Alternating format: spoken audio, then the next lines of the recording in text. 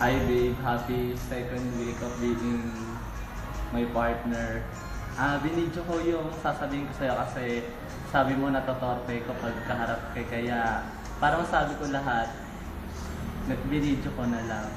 Gusto ko lang sabihin sa'yo na napakasaya ko kasi at last nakilala kita na may isang ikaw na dumating sa nag-iisang ako. Sana kahit minsan nagkakatampuhan tayo kasi medyo childish ako, iniintindi mo pa rin ako.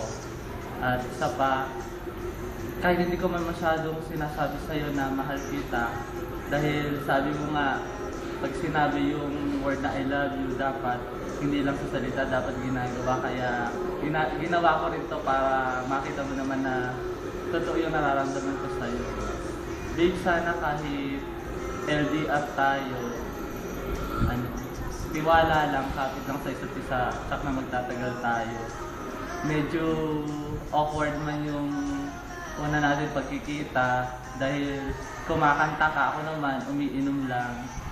Nung gabi na yon, I felt something na kasi hindi ko lang sa'yo nasabi kasi nga nahihiya ako kasi sa rami-rami namin magbabarkada doon, hindi ko naman alam na magugustuhan mo rin ako.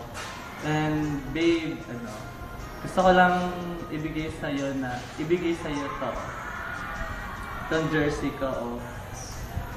Gusto ko kasi pag sinusuot mo to, maalala mo ko na sa akin to. Hindi ko pa siya nilalaban para yung pawis at amoy ko dito. Ito sa'yo na. And babe, sana kahit maraming pagsubok na dumating sa atin, masurpass natin yun. Dahil alam mo naman na mahal kita. Yun lang, huwag kang matatawa at huwag kang makokornihan sa mga sinasabi ko. Yun, I love you.